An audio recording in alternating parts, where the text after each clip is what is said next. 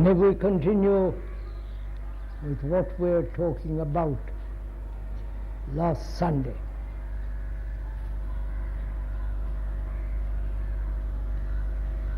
I think one must emphasize, you can't hear you, right? They can't hear you, sir. We were talking about last week. We were talking about holistic life, a way of living that's not fragmented, that's not broken up as our lives are, but to find out for ourselves a way of living that is holistic, that's whole, not fragmented, not broken up, not splintered. And we went into that question fairly deeply.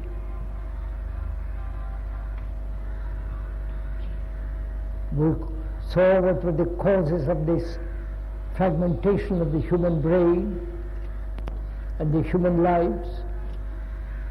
And also, we talked about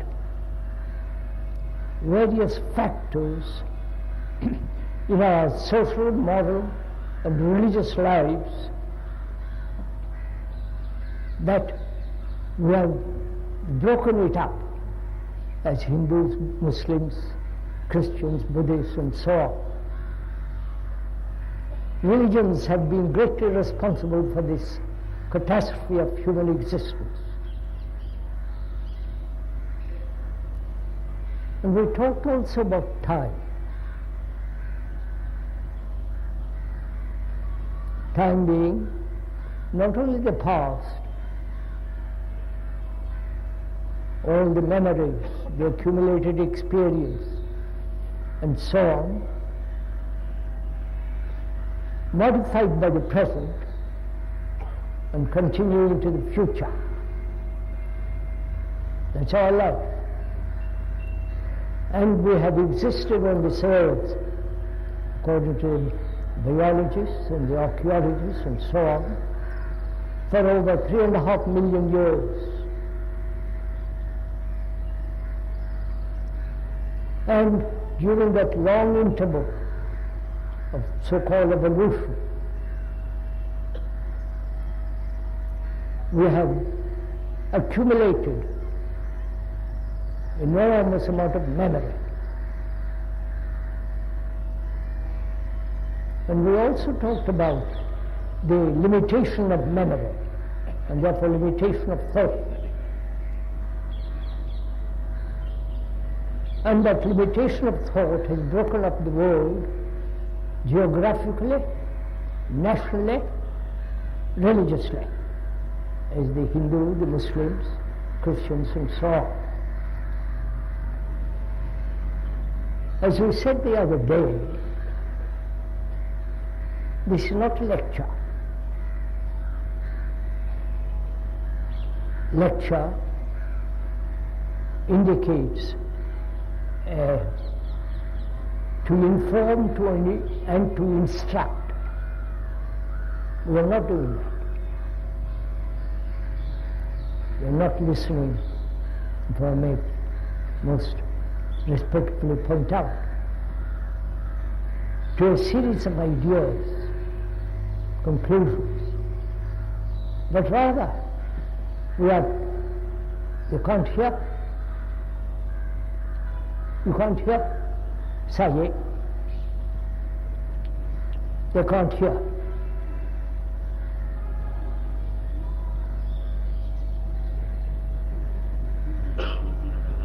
What?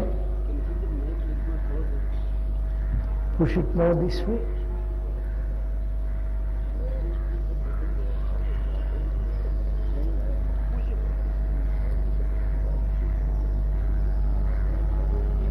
Yeah.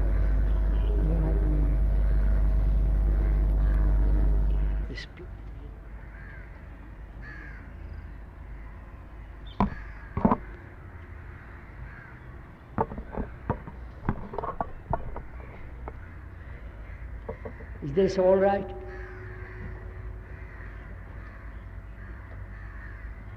Can you hear now, please? Yes? It's better but not good.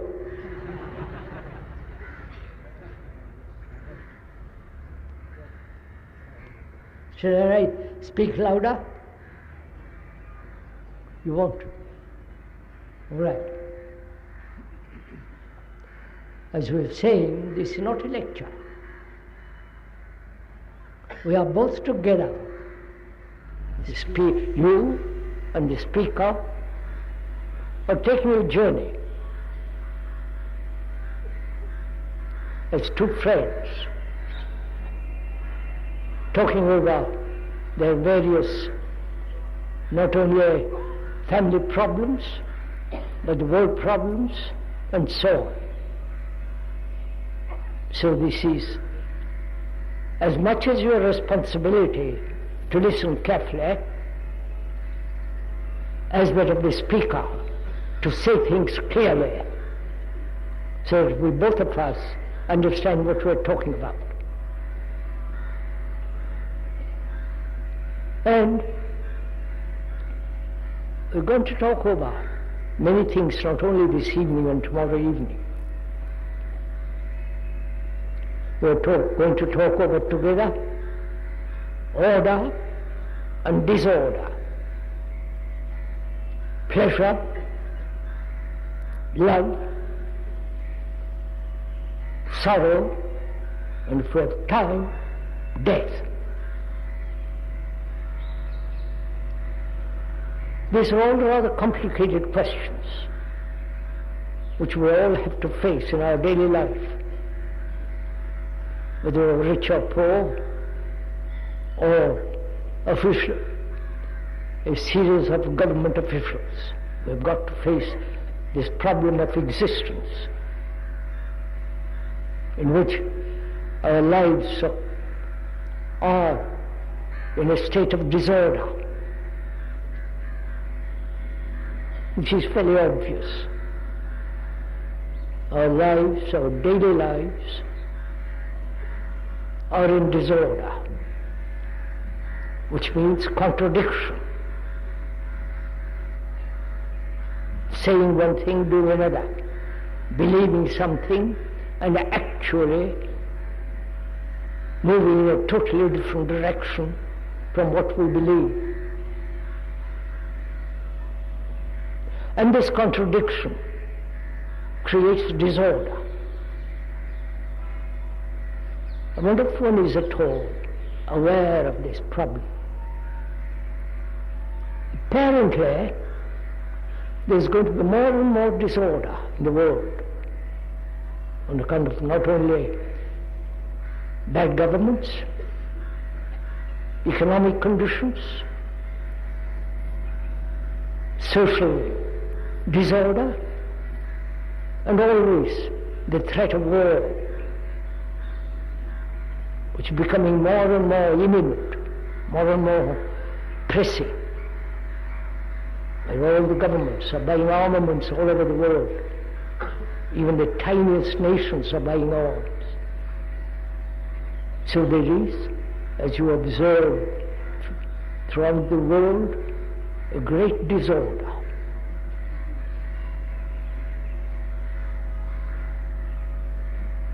And our lives also, our daily life, are in disorder. And we're always pursuing order, not only governments, law, and so on.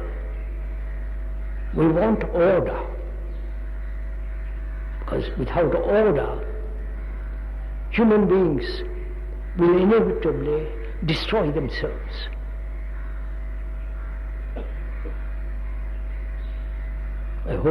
One hopes that we are sharing the questions together.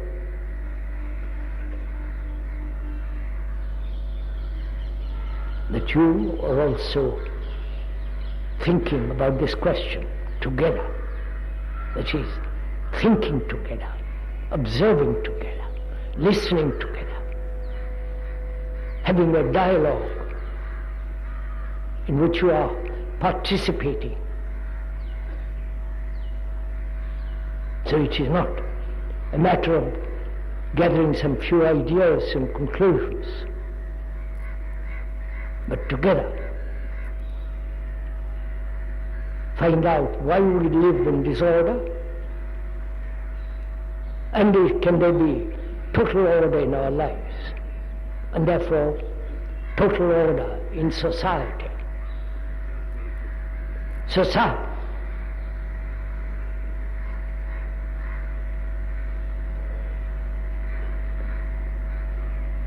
Have you finished talking to? Society is brought about by us, is put together by us. Our greed, our ambitions, our envy, this individual concept of freedom, which we shall go into presently. This has brought about a great deal of disorder, this sense of individuality. Please listen. Together let us listen to what is being said. Actually listen.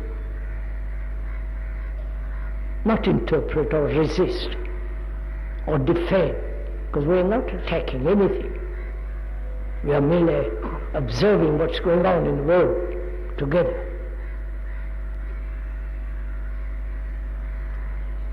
So in our lives, as we live it now, after all these million years,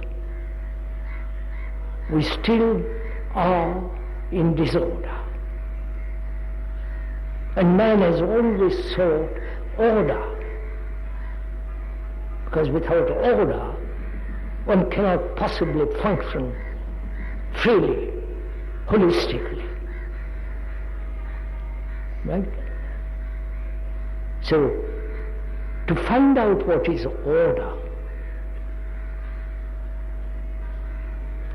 not a blueprint, not something you put it into a frame and follow it. Order is something that's active, living, not conforming to a pattern, either the pattern being idealistic, historical, dialectical conclusions, or religious sanctions.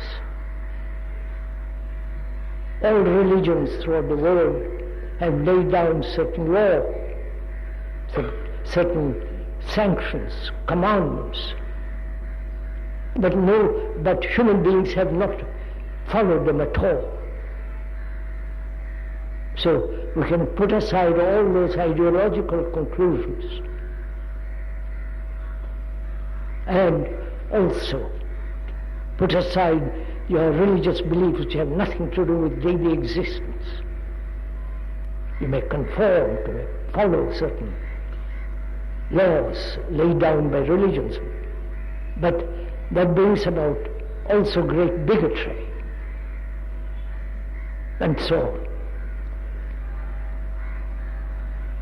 So what is order, and is it possible to find out what is order when our brains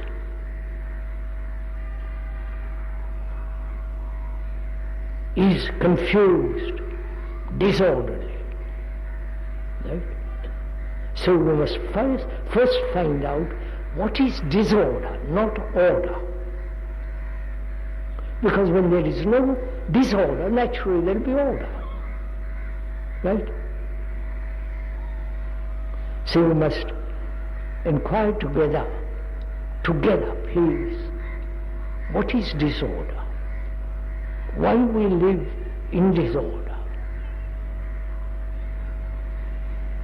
One of the causes of this disorder, perhaps major cause, is conflict, which you talked about in the last 3 talks, which we won't go into much more deeply this evening. Where there is conflict, there must be disorder. Not only between man and woman, but between nations,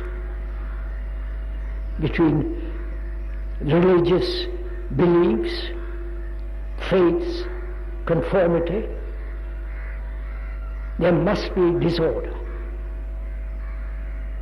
And one of the major causes of disorder is this concept, this illusion that we are all individuals.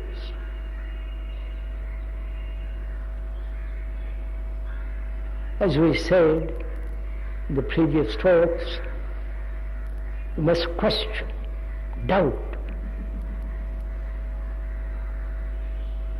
what the speaker is saying, question what he's saying, not accept anything from anybody but question, investigate, not resist. If we merely resist what is being said, which may be true or false, then our conversation comes to an end. If 2 people are talking over together, their problem, if one is resisting, then conversation ends. But if both of them not persuading each other, not informing each other, not trying to influence the other, but together, amicably, because they're friends, go into this question, whether we are living this illusion that we're all separate individuals.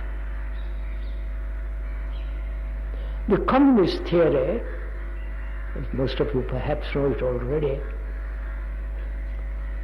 is that we are a whole series of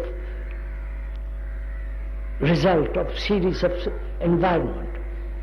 So change the environment, then human beings change, which is absurd altogether, because I've shown it. The Russian totalitarianism has pointed out very clearly the dominance of the few, making them believe, control their thinking, and so on, has not brought about the end of individuality as they hoped. On the contrary. So we're going together, find out, because as we said, that's one of the major causes of disorder in our lives. Each one thinking he's free, each one thinking his own fulfillment, his own desires, his own ambition, his own private pleasures. We're going to find out together if that is a fact or a long-established, respectable illusion. May we go into this together?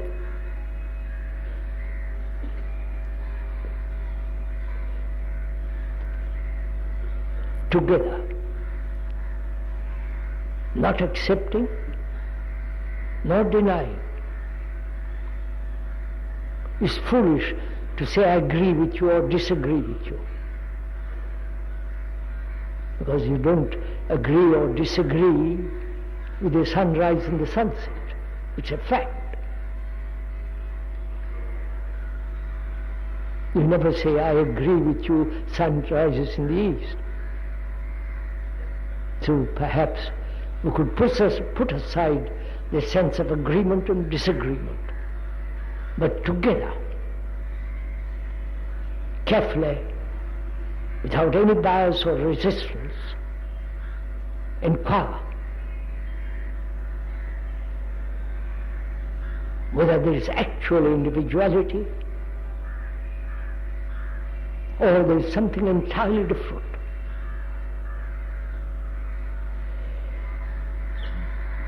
All right?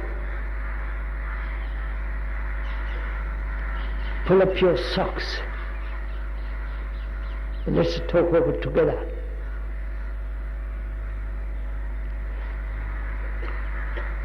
Our consciousness has been the result of a million years or more. Our consciousness contains all the animalistic, primitive essence. Right?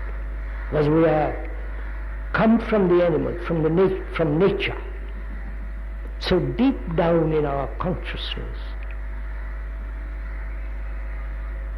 one will find that there is still deeply the responses and the fears and the desire for security of the animals as part of our consciousness.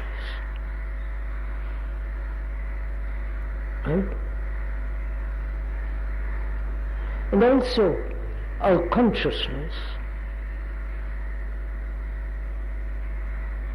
contains all the innumerable beliefs, faiths, reactions and actions. Our consciousness is fear, pleasure, various memories, sorrow, and searching for something to possess complete security. That's all what we are. You may think part of you is divine. That's also part of your thinking.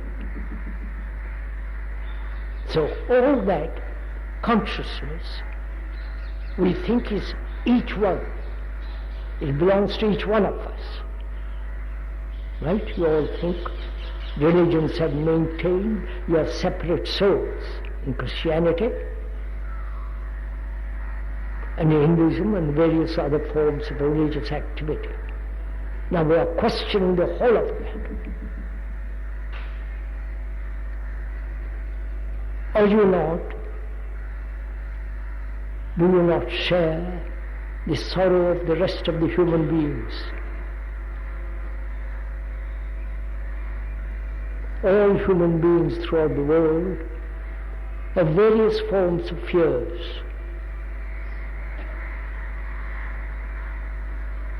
Various forms of pleasure. They suffer as you suffer. They pray. They do all kinds of absurd ceremonies as you do. Seeking stimulation through ceremonies, sensation, as you do. So we share the consciousness of all humanity.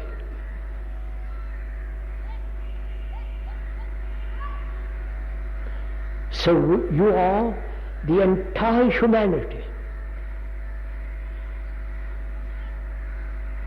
Right? Logically first see it. Logically, every human being on this earth, whatever religion, belief, and so on, they suffer. Every human being on this earth suffers. Deeply or superficially. Evading suffering and so on. We'll go into that presently. And this consciousness, which we have considered my personal consciousness, is not a fact. Because, as we pointed out, every human being living on this marvelous, beautiful earth, which we are carefully destroying,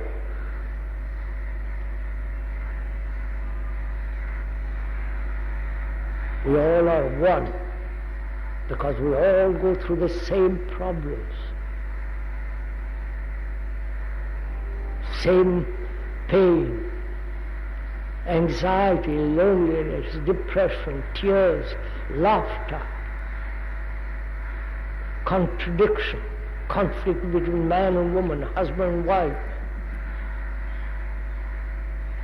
Even in Russia, this goes on. So are you individuals? In your consciousness, because that's what you are. Your consciousness. Whatever you think, whatever you imagine, whatever your tendencies, aptitudes, talent, gifts, faculty, is shared by all other human beings exactly as you are, similar to you. This is a logical fact. And logic has a certain place. One must think clearly, logically, reasonably, sanely. But it is based on thought. However logical one may be, thought being limited, as we've gone into it several times, which we won't go this evening, that thought becomes reasonable, but is limited. So one must go beyond thought, beyond the necessity of the limitation of reason, which is logic. So, your entire humanity, you understand? You are not an individual.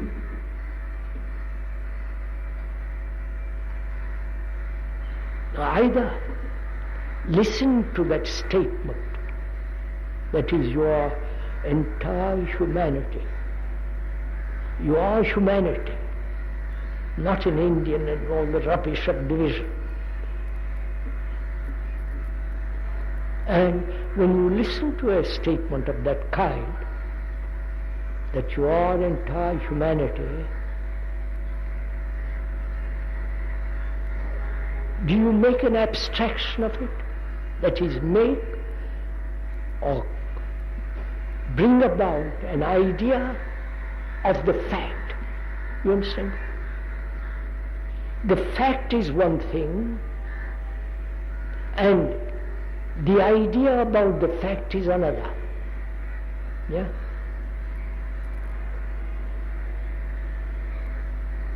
Is this clear? The fact, which is that we have thought that we are individuals. Our religions, our daily life, our conditioning has made us believe that we are individuals. Somebody like the speaker comes along and says, look carefully, is that so? First we resist it. We say, what are you talking about? First we push it aside. But if you carefully listen, and as we two friends are listening to each other,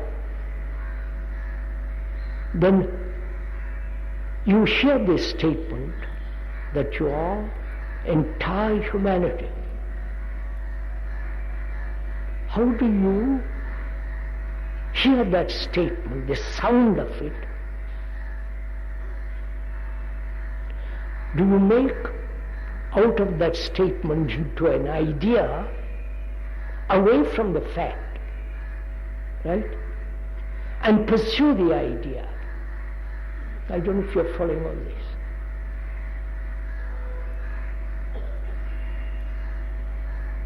Somebody please tell me to follow all this. You understand? The word is not the thing, right? Which we went into that. The microphone, the word microphone, is not the actual thing in front of the speaker, right? So, you hear, you are, because you are your consciousness, with all its reactions and actions. And that consciousness is shared by all humanity, because every human being goes through desperation, loneliness, sorrow, pain, as you do. So, your entire humanity. Now, how do you listen to that statement? Do you reject it? Or do you examine it? Do you investigate that question, that statement? Or merely say, well, what nonsense? What are you doing? Not tomorrow, now. What's your reaction to it? Because this is a very serious statement, that you are entire humanity. Either you listen to the depth of it, the sound of it, the beauty of it, the immensity of it, with its tremendous responsibility, or you treat it superficially, verbally, and say, yes, I understand it intellectually, but it has an intellectual comprehension, has very little meaning.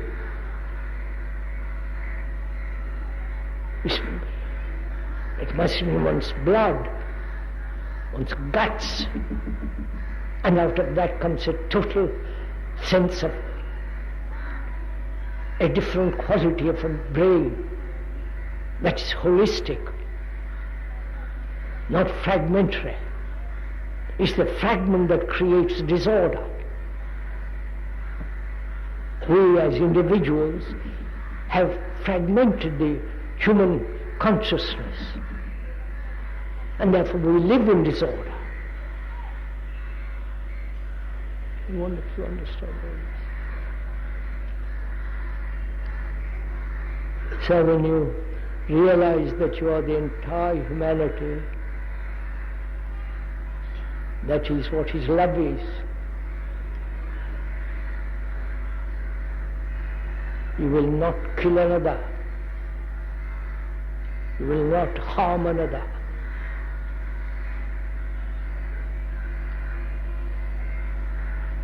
You move out of away from all aggression, violence, and the brutality of religions.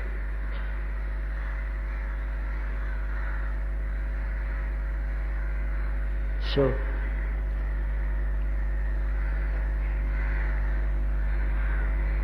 our consciousness is shared, is one with all humanity. We don't see the beauty of it, the immensity of it. You'll go back to your old pattern, think we are all individuals, fighting, striving, competitive, each wanting to fulfill his own beastly little self. Right? Yes, sir. So it means nothing to you, because you're going back to your own way of life. So it's much better not to listen to all this.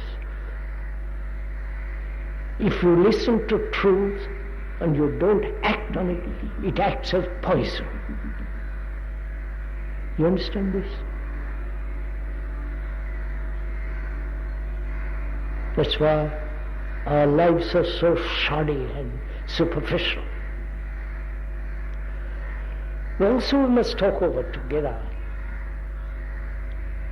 why man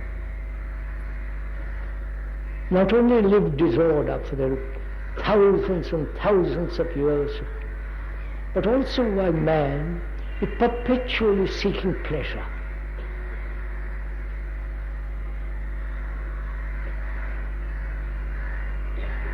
Pleasure in possession, pleasure in achievement, pleasure in power, pleasure having a status, a symbol.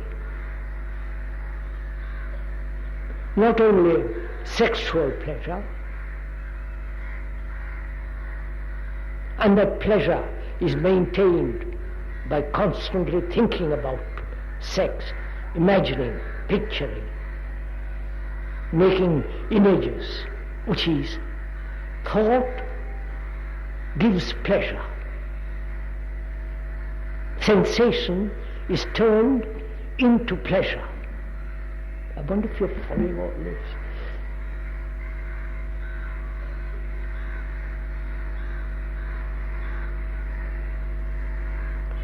So we must understand what is pleasure, why we seek pleasure.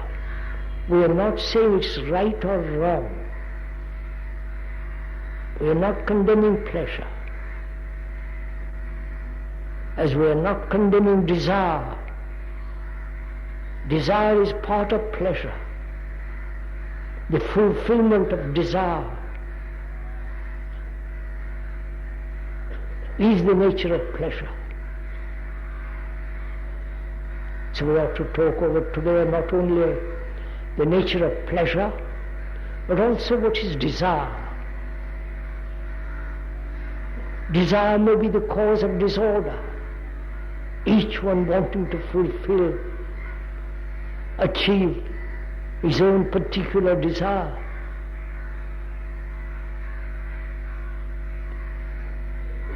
You understand all this? Are we taking a journey together, or the speaker is going on talking to himself or walking by himself?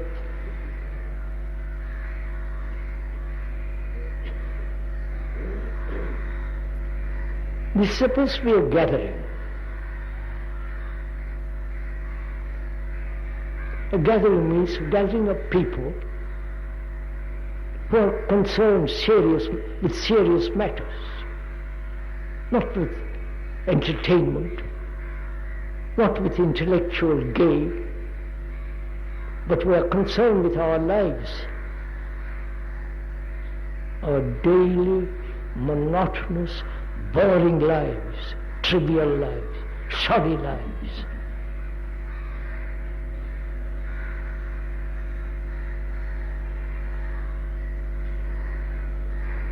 So,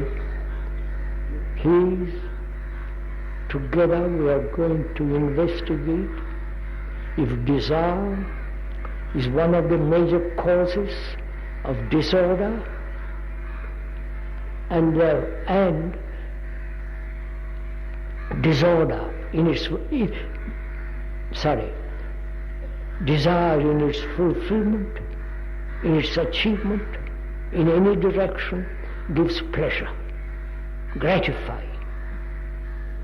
So we ought together investigate, explore what is desire. Not condemn it, not escape from it, not try to suppress it, as most religions have said, suppress desire, which is absurd. So let us look at it What is desire?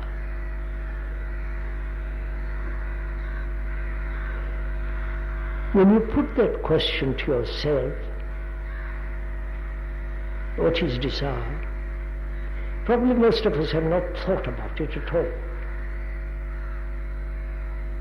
We have accepted as the way of life, as the natural instinct of man or woman, and we say, why bother about it? Except those people who have so-called renounced the world, which they never have, and those who enter into monasteries, organized monasteries and so on.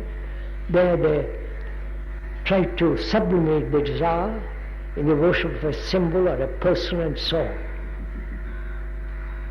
So please bear in mind, we are not condemning it. We are trying to find out together what is desire, why man has been for 1 million years, not only physically, biologically, but also psychologically, caught in the trap of desire, in the network of desire. Right?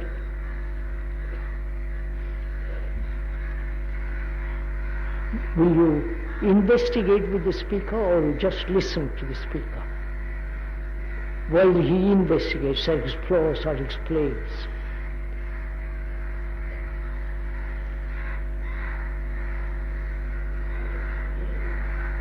You know how easy it is to be caught in explanations,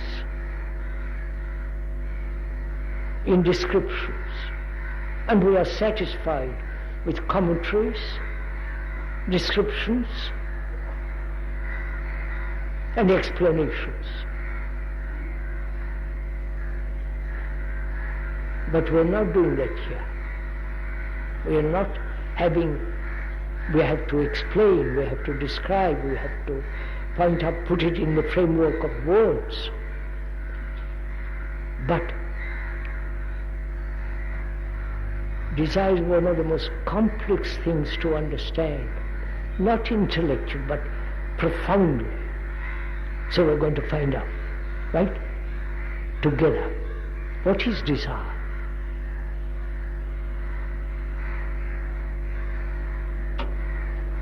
Don't look to me. I'll explain. I'll go into it.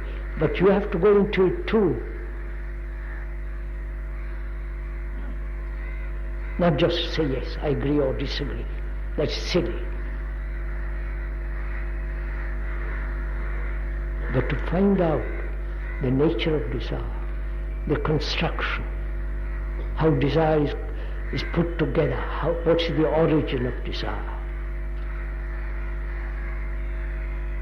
the beginning of desire. Every animal on this earth has a desire. Every human being is caught in this network of desires and feels unhappy when his desires are not fulfilled. And when those desires are not fulfilled, whether those desires be ideological, religious,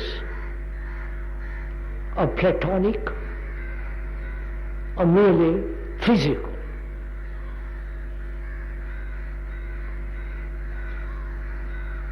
what is the origin, the beginning of desire?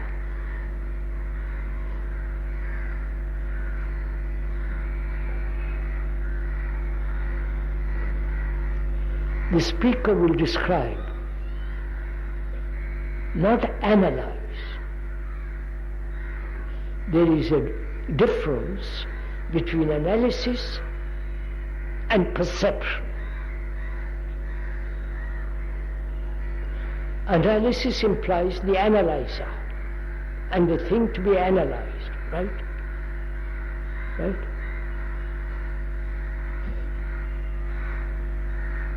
The analyzer and the thing he is going to analyze. which means the analyzer is different from the analyzed. Are they different? Suppose I am the analyzer and I am envious, and I begin to analyze why I am envious, as though I am different from envy. But envy is me, right? Envy is not separate from me. Greed, competition, comparison, all that is me. So, we are not analyzing, but we are looking, hearing, and the process of learning. Learning is not merely accumulating memory, that's necessary. But learning is something entirely different. It's not accumulated process. You're moving, never recording, fresh. I won't go into that now. That takes us in a different direction altogether. So together we are observing what is desire, what's the origin of desire, why human beings are caught in it endlessly. If you have little money, you want more money. If you have little power, you want more power, right? And power in any form, whether you power over your wife or your children, politically, religiously, is an abominable thing. It's evil. Because there's nothing to do with truth. We'll go into that. So, what is the origin of desire?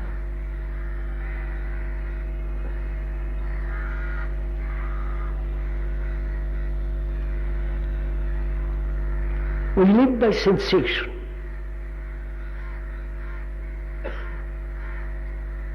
If there was no sensation, both biologically and psychologically, we will be dead human beings. Right? We live by sensation. That crow calling, that's acting on the eardrum, nerves, and translating the noise into as the cry of a crow. That's a sensation. And sensation is brought about by hearing or seeing, then contact, right? Must I explain all these silly things?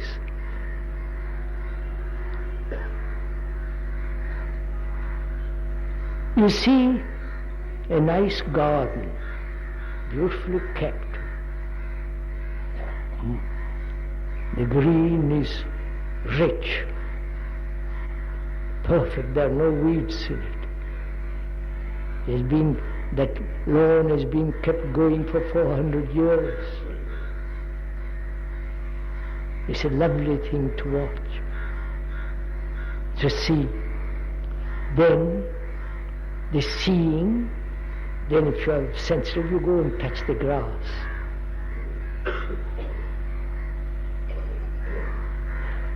That contact, seeing, contact, then sensation, right? You following this? Seeing a lovely garden, a nice car, a nice tree, or a beautiful man or woman, seeing, contact, then sensation. We live by sensation. It's necessary. If you are not sensitive, If you're dull, you're half living. As most of us are. So, sensation. Then what takes place? Take a very simple example. You see a nice sari or a shirt in the shop. You see it. You go inside, touch it, right? And then the sensation of touching it, say, but what lovely material that is. Then what takes place? You understand? There is seeing, contact, sensation. Then what takes place after that? Are you waiting for me to tell you? You see, sirs, please do listen to this. If you see this for yourself, not be told by another, then you become the teacher and the disciple. Oh, understand all this, stupid. But if you repeat what somebody has said, including that of the speaker, then you remain mediocre, thoughtless, repetitive. So, let's go to it. There is seeing, contact, sensation. See that nice car? One of the latest cars in Europe, not here. There are no beautiful cars in India, except those imported from abroad. You see a beautiful car. You touch the polish, the shape of it, the texture of it. Then out of that there is sensation. Then thought comes and says, how nice it would be if I got that. How nice it would be if I got into it, drove off. Right? So, what has happened? Thought has given shape to sensation. Right? You're following this? Right? You're following this? Thought has given to sensation the image of you sitting in that car driving off. At that moment when thought creates the image of you sitting in the car, at that second desire is born. All right? Have you understood this? You understand? Desire is born when thought gives shape to sensation, gives an image to sensation. Now the question is, sensation is the way of existence, is part of existence. To be sensitive. And we have learned to suppress or to conquer or to live with desire, with all its problems. Now, if one understands this, not intellectually but actually, that thought gives shape through image. At that second desire, the origin of desire is there.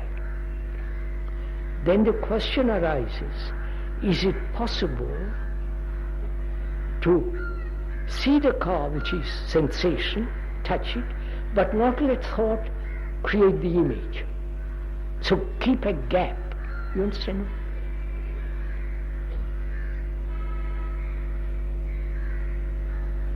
Do you understand this?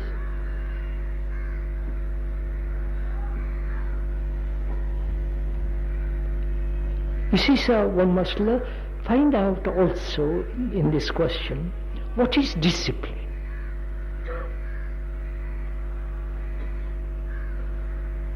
Well, this country is the most undisciplined country in the world, part of the world.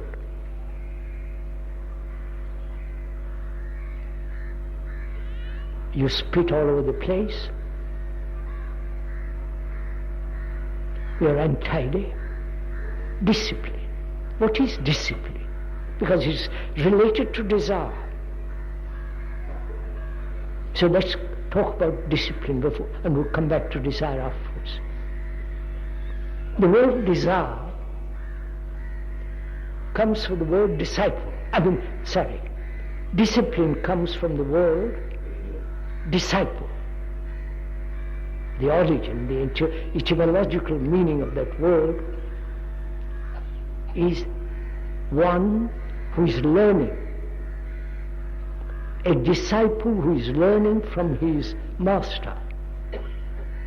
Learning, not conforming, not controlling, not suppressing, becoming obedient. On the contrary, learning from observation. That is, you are learning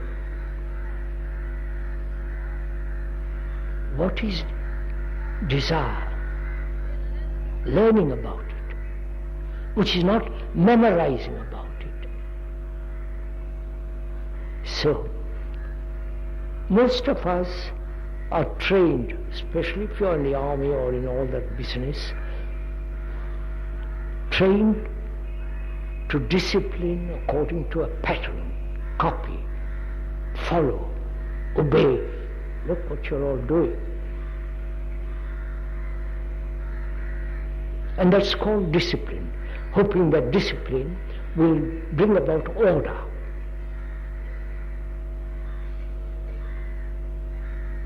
But if one learns, if one is learning, which is the root meaning of that word, then that very learning becomes its own order. You don't have an order imposed by law or anything else. So,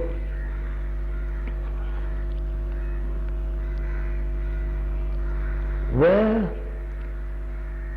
thought gives shape to sensation by giving it an image, at that second desire is born.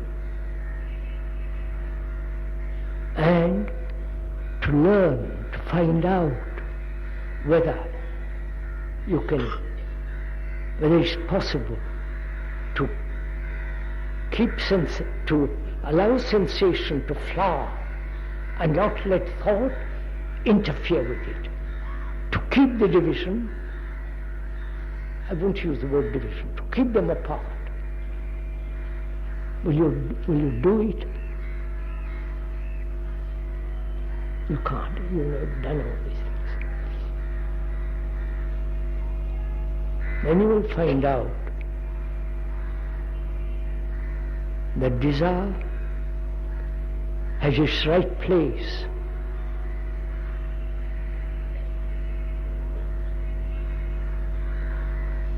And when you understand the nature of desire, there is no conflict about it. We want also to talk about together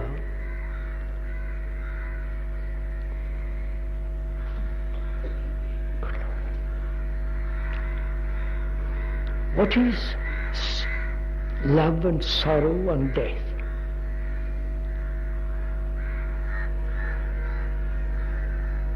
Shall we go on? Do you want me to speak or to go on? Are you sure?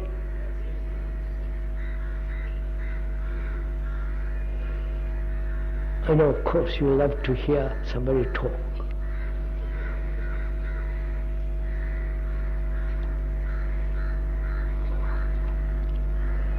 Sir, please, it's much too serious, all this. It affects your daily life. This is not something you intellectually play with. It concerns your life, not somebody else's life. The way you live. After all these million years, look what our lives are. How empty, shallow, how violent, brutal, inconsiderate, thoughtless, and all the rest of it. Look at it. And all this has created such havoc in the world. You all want to have high position, achieve something, become something.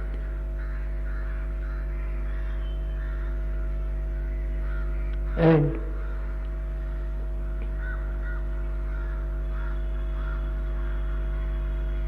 looking at all this, there's great sorrow, isn't there?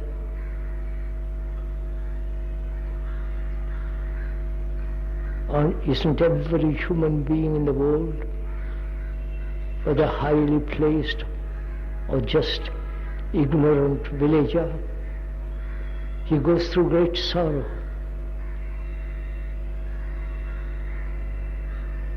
He may not recognize the nature and the beauty and the strength of sorrow, but he goes through pain like you do.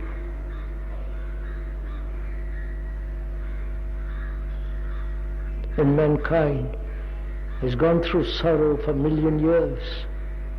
They haven't solved the problem. They want to escape from it. They want it organized.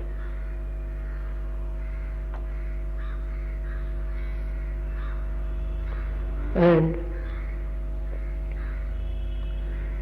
what is the relationship of sorrow to love and death?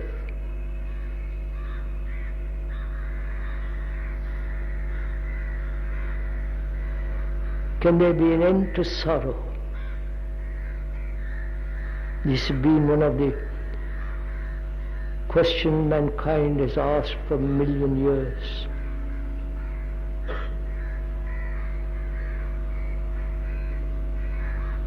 Is there an end to all the pain, the anxiety, to the grief of sorrow? Sorrow is not only your own particular sorrow, this is the sorrow of mankind. Historically speaking, there have been 5,000 years of war. Every year that means somebody killing somebody else for their tribe, for their religion, for their nation, for their community,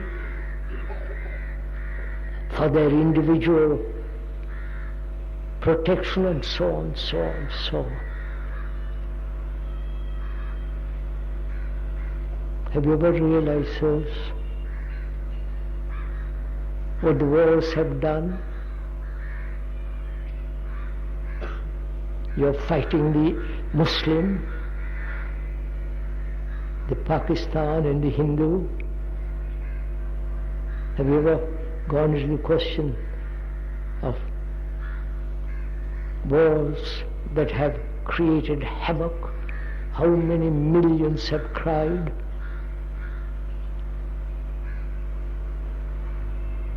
How many millions have been wounded? Without arms, without legs, without eyes, even without face. People don't know anything about all this.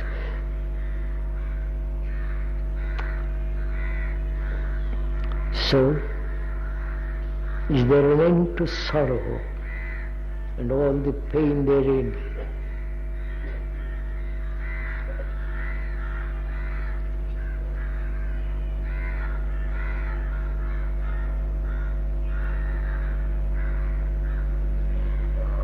And what is sorrow?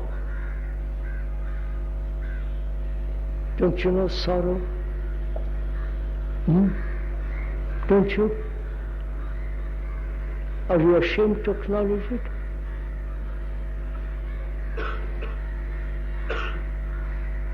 When your son, daughter, and somebody whom you think you love, and they are taken away, don't you shed tears?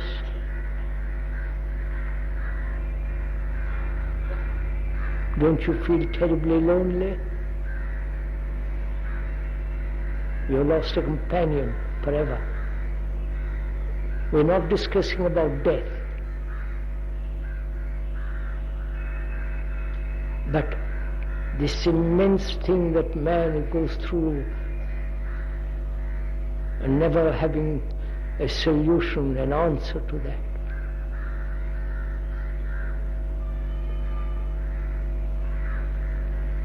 Without ending sorrow, there is no love.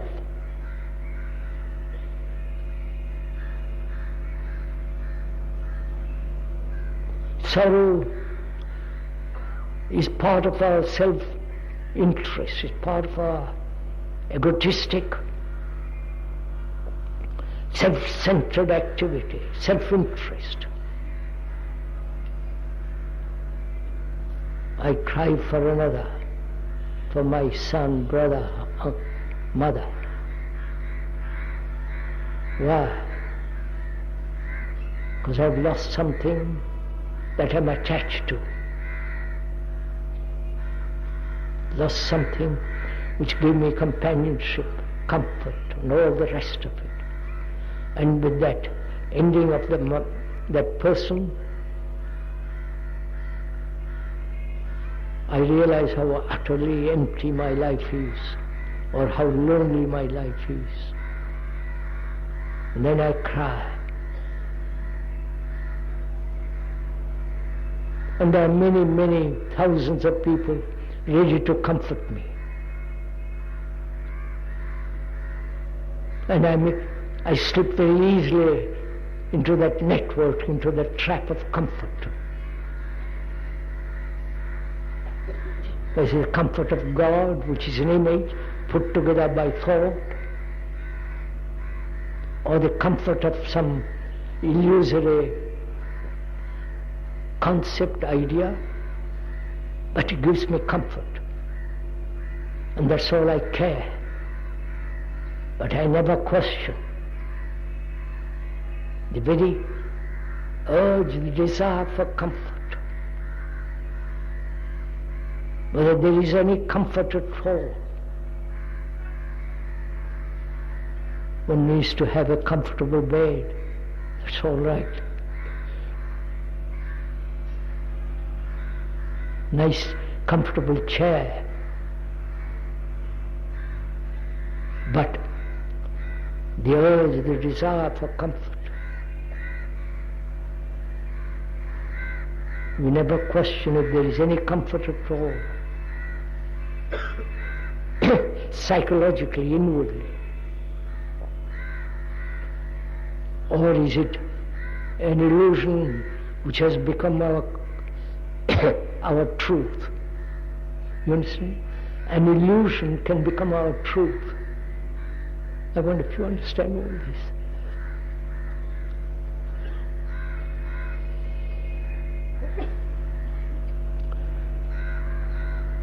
The illusion that you have God, that there is God,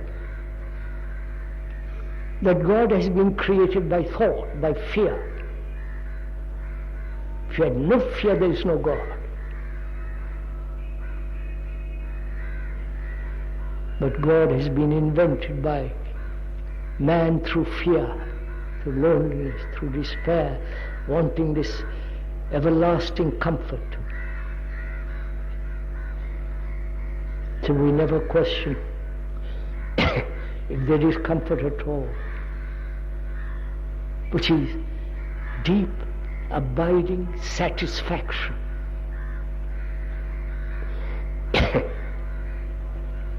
Because we all want to be satisfied, not only with the food that we eat, satisfied sexually, satisfied by achieving some position of authority, and therefore having comfort in that position, in that state. Don't you know all this? So let's ask if there is any comfort at all. If there is anything that will be gratifying, satisfying, from the moment we are born till we die. Don't listen to me, find out. Give your energy, your thought, your blood, your heart to find out.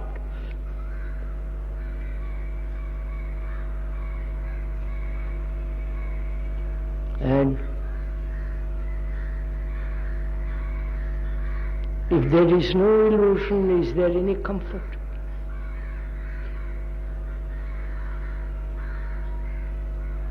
There is no fear. Do you want comfort?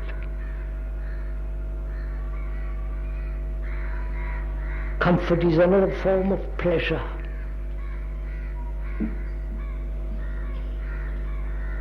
So this is a very complex problem of our life.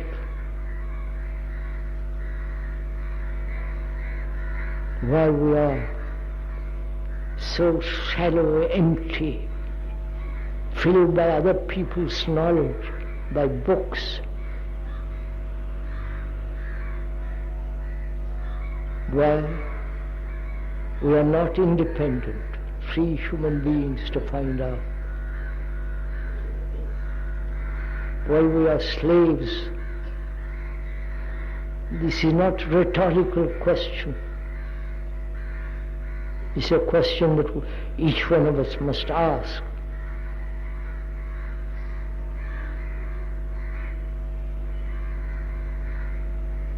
And in the very asking and the doubting, there comes freedom.